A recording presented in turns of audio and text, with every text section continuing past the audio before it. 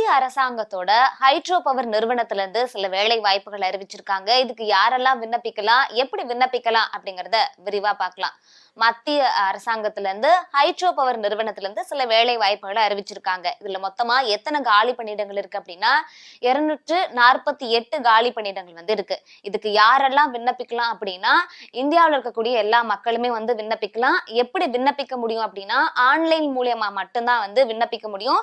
அதற்கான லிங்க் நாங்க கீழே கொடுத்திருக்கோம். நீங்க தாராளமா விண்ணப்பிக்கலாம். இப்போ என்ன வேலைக்கான அறிவிப்பை இவங்க விட்டுருக்காங்க அப்படின்னா ஜூனியர் இன்ஜினியர் அப்படின்னு சொல்லப்படக்கூடிய இந்த துறை சார்ந்த வேலைக்கு வேலை வாய்ப்பை தான் அறிவிச்சிருக்காங்க.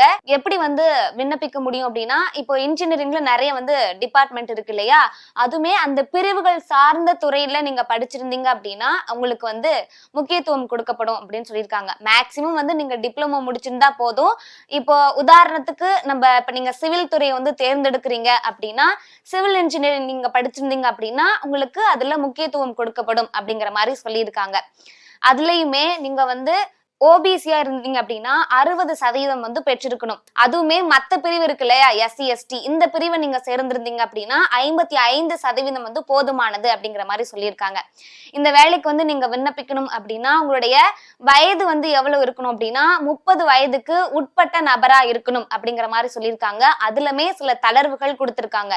இப்போ நீங்க எஸ்சி எஸ்டியா இருந்தீங்க அப்படின்னா 5 வருடம் தளர்வுகள் கொடுத்திருக்காங்க.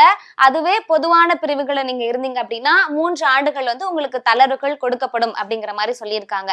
சரி, எப்படி இதுக்கு ஆட்கள் எடுத்துப்பாங்க அப்படின்னா கணினி மூலமா எழுத்து தேர்வு நடைபெறும் அப்படிங்கிற மாதிரி சொல்லியிருக்காங்க. இந்த எக்ஸாம் எங்க ஏற்படுத்தப்பட்டிருக்கு அப்படின்னா சென்னையில மட்டும்தான் இந்த எக்ஸாம் நடைபெறும் அப்படிங்கிற மாதிரி சொல்லியிருக்காங்க.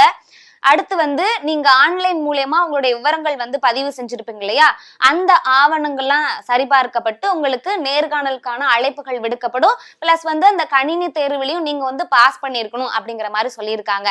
இந்த வேலைக்கு நீங்க விண்ணப்பிச்சிருக்கீங்க அப்படின்னா உங்களுடைய மாத வருமானம் எவ்வளவு இருக்கணும் அப்படின்னா 1,40,000 வரைக்கும் இருக்கலாம் அப்படிங்கிற மாதிரி சொல்லியிருக்காங்க.